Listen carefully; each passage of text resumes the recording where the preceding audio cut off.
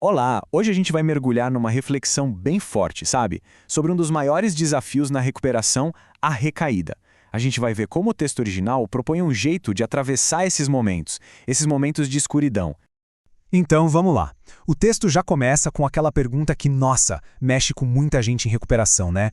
O que fazer quando, do nada, depois de um tempo limpo, a vontade de usar volta? E volta com tudo. E a primeira parte do texto, ela vai direto ao ponto. Fala daquele momento que parece que vai te engolir, sabe? Aquele instante em que a tentação de usar de novo fica, nossa, quase insuportável. E olha só essa citação do texto básico. É de uma honestidade brutal. Não é invenção, é um sentimento muito real e doloroso. Aquela vontade de fugir de si mesmo, de se sentir tão mal, mas tão mal, que o uso parece a única saída.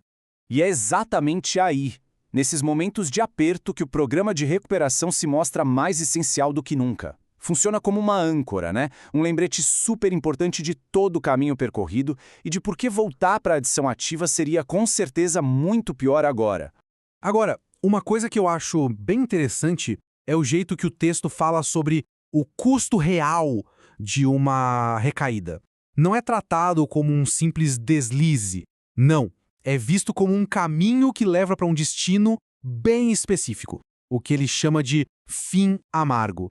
E o texto não alivia, não. Para muita gente, esse tal fim amargo aparece de formas bem concretas e devastadoras. A gente está falando de prisão, de problemas de saúde gravíssimos ou, no pior dos casos, da morte mesmo. E aqui tem um ponto que para mim é genial. O texto faz uma distinção muito importante. De um lado, tem a morte física, que todo mundo conhece e, claro, teme. Mas a reflexão aponta para algo que pode ser visto como até pior, a morte espiritual. Mas o que seria essa morte espiritual, afinal? Bom, o texto define como aquela desconexão total com o poder superior. É como perder aquela conexão espiritual que foi construída, sabe, com tanto esforço. E o resultado disso é uma solidão, mas uma solidão absoluta, profunda.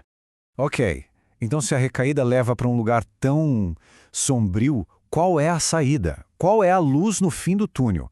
Vamos ver agora a solução que o texto apresenta, como ele constrói essa alternativa. Mas antes de mostrar a solução, a reflexão faz um ponto muito importante, muito real. A recuperação não é uma linha reta, sempre para cima. Não é.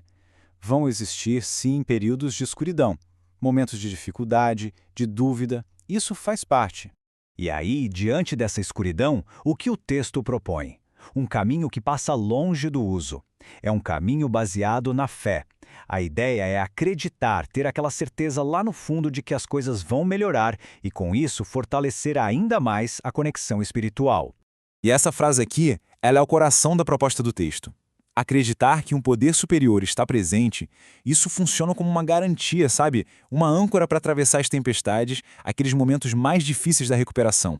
A promessa que a meditação faz é bem clara. Se a pessoa se mantém limpa e se agarra nessa fé, mesmo quando não dá para ver nenhuma luz, essa escuridão, ela vai passar. E o que vem depois? Uma conexão ainda mais forte, mais profunda com o poder superior. Então, o ponto central é esse. O texto mostra um jeito de passar por esses momentos sombrios. Apenas um. E esse jeito, com certeza, não é e nunca vai ser a recaída. Essa é a conclusão final do texto. Uma conclusão sem margem para dúvida. Não importa o quão mal as coisas pareçam, não importa o tamanho da dor ou da vontade, a recaída nunca é a resposta. Na verdade, a recaída é o problema. E para fechar, a gente tem essa afirmação diária, que é uma ferramenta poderosíssima.